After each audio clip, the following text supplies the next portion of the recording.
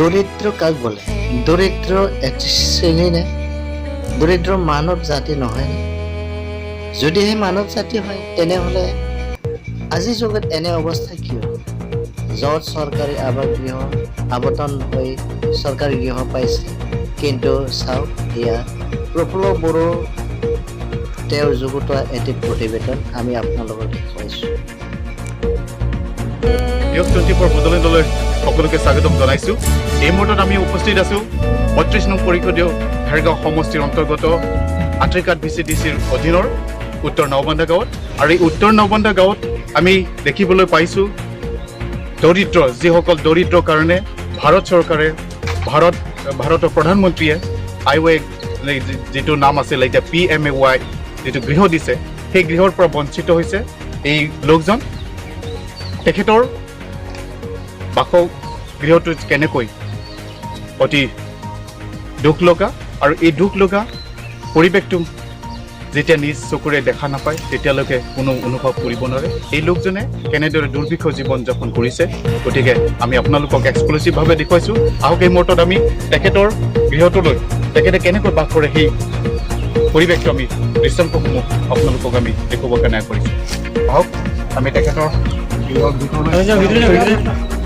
আহ্বান জনাইছোঁ। তেখেতক এইদৰে খুব কষ্টকৈ জীৱন যাপন কৰিছে। তেখেতে কেনেকৈ ঘৰ বাৰিষাৰ সময়ত কেনেকৈ তেখেতসকলে জীৱন যাপন কৰিছে অতিকৈ দুখজনক। ইয়াত আচলতে মানুহ নাথাকে।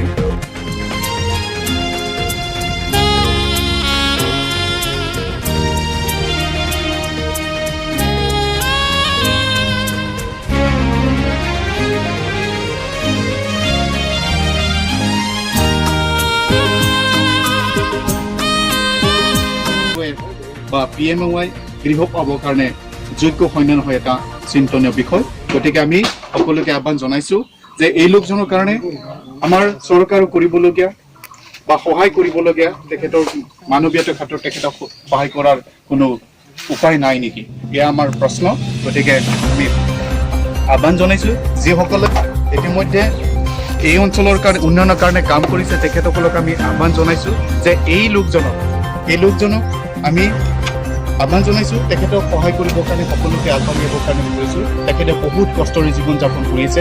এইখন গাঁৱতে তেওঁৰ জন্ম, এইখন গাঁৱতে হয়তো এদিন মৃত্যুবৰণ কৰিব। গতিকে তেখেতেও মুখেৰে খুব সুন্দৰকৈ মাত ক'ব নোৱাৰে, কিন্তু তেখেতে অতি কষ্ট কৰে, কষ্টৰে জীৱন যাপন কৰিছে। গতিকে এনেকুৱা দৰিদ্ৰ ব্যক্তিসকলৰ কাৰণে এটি আৱাসগৃহ হোৱাটো যোগ্য নহয় নেকি, আমাৰ প্ৰশ্ন। গতিকে আমি আহ্বান জনাইছোঁ এই লোকজনক, যিসকলে আমাৰ এই নিউজ 24 বড়োলেণ্ডটো প্ৰত্যক্ষ কৰিব, তেখেতসকলক যাতে এটি গৃহ দিবৰ কাৰণে সকলোৱে যেন আগবাঢ়ি আহে, আমি তাকে আহ্বান জনাইছোঁ। তথাপিও আমি তেখেতৰ পৰা জানিবলৈ চেষ্টা কৰিম, তেখেতৰ নামটো কি সেইটো কাৰণে আমি জানিব চেষ্টা কৰিম। গতিকে সুধিছোঁ तपाईँলে নাম কি নাও? বিলাসপতি পাঠক। বিলাসপতি পাঠক। ইয়াতে কিমান বছৰ হ'ল বাস কৰা? আমি হৈছে বেছি দিন হ'লে তাত 40 বছৰ হ'ল। এয়া চাওক, তেখেতে ইয়াতে 40 বছৰ হৈছে, তথাপি কিন্তু মুখেৰে খুব সুন্দৰকৈ কথাবিলাক ফুটাই তুলিব নোৱাৰে যদিও আমি দেখিছোঁ এই লোকজনে কিমান কষ্ট কৰিছে। গতিকে এই কষ্ট কৰা লোকজনৰ কাৰণে কিন্তু আজি যিখিনি আঁচনি আহিছে, PM গৰীব কল্যাণ আছে বা PMSY আছে, সুৰক্ষা যোজনা আছে, তেখেতসকলক কিন্তু সেইটোৰ পৰা কোনো এটা আঁচনিৰ পৰা তেখেত পাবলৈ সক্ষম হোৱা নাই। গতিকে সক্ষম নোহোৱাৰ এয়াই নেকি তেখেতৰ ওপৰত, এয়াই নেকি যে তেখেত কোনো ৰাজনৈতিক কথা নাজানে, ABC কথা নাজানে। গতিকে হয়তো ইয়াৰ কাৰণে বঞ্চিত কৰি ৰাখিছে যেন কোনো আছে। গতিকে ইয়াত কোনো ৰাজনীতিৰ কথা থাকিব নালাগে। দৰিদ্ৰসকলৰ কাৰণে যি আৱাসগৃহ দিছে সেই আৱাসটো তেওঁ পাব লাগে। গৰীবসকলৰ কাৰণে যিটো এই লকডাউনৰ সময়ছোৱাত যিটো কল্যাণ আগবঢ়াইছে, গৰীব কল্যাণ যিটো আঁচনি আগবঢ়াইছে, তেখেতো হয়তো ইয়াৰ পৰা বঞ্চিত হৈ আছে। গতিকে আমি আহ্বান জনাইছোঁ তেখেতক প্ৰদান কৰিবৰ কাৰণে। নিশা হ'লেই তেখেতে ইয়াতেই শুৱে, ইয়াতেই দিন ৰাতি পাৰ কৰে। গতিকে কিমান লোকজন, গতিকে এনেকুৱা দৰিদ্ৰ লোকক চৰকাৰে সহায় কৰিবৰ কাৰণে বহু আঁচনি ৰূপায়ণ কৰিছে যদিও কিন্তু এই লোকজনৰ কাৰণে আজি সেইবোৰ সকলো হাত প্ৰচলন হৈছে। গতিকে আমি অতি দুখেৰে আহ্বান জনাইছোঁ এই ব্যক্তিজনক সহায় কৰিবৰ কাৰণে।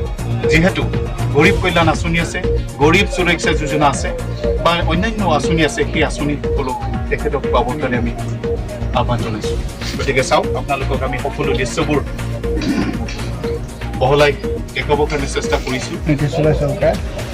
এয়া নিশা তাতে এতিয়া ভাত বনাই খায়, কেনেকৈ দুৰ্ভিক্ষ জীৱন যাপন কৰিছে।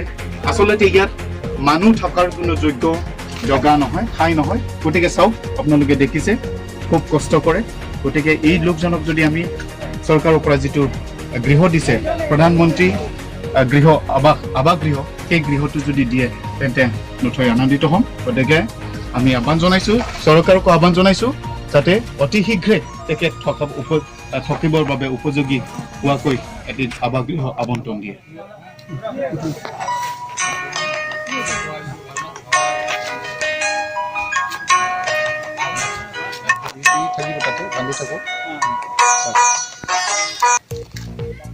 এয়া তেওঁ বহু কষ্টৰে কিন্তু নিজৰ বাসগৃহ মানে বনাই আছে। এতিয়া তেখেত কিন্তু মানে দিন হাজিৰা কৰি খুব কষ্টৰে কিন্তু ইয়াত মানে তেখেতে জীৱন যাপন কৰি আছে। গতিকে আমি কেমেৰামেনক দেখুৱাবলৈ আহ্বান জনাইছোঁ যে এই সকলো দৃশ্যাংশবোৰ দেখুৱাবৰ কাৰণে তেখেতক আহ্বান জনাইছোঁ। তেখেতে নিজৰ বাসগৃহ খুব কষ্টৰে বনাই লৈছে।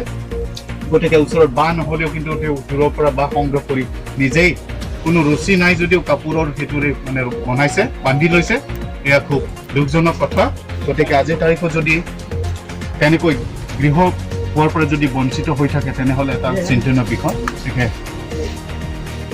এই লোকজনৰ বাবে সঁচাকৈ আজি আমি দুখ প্ৰকাশ কৰিছোঁ, সমবেদনা যাচিছোঁ। গতিকে যিসকলে ইয়াত ৰাজনৈতিকভাৱে লাভালাভ কৰি আছে তেখেতসকলক আমি আহ্বান জনাইছোঁ যে অতি শীঘ্ৰে তেখেতৰ কাৰণে এটি সুন্দৰকৈ আৱাস গৃহ আবণ্টন দি এই লোকজনক স্থায়ীভাৱে বসবাস কৰাত, সুন্দৰ জীৱন যাপন কৰাত যাতে সহায় কৰে তাকে আহ্বান জনাইছোঁ। নিউজ 24 বদলে।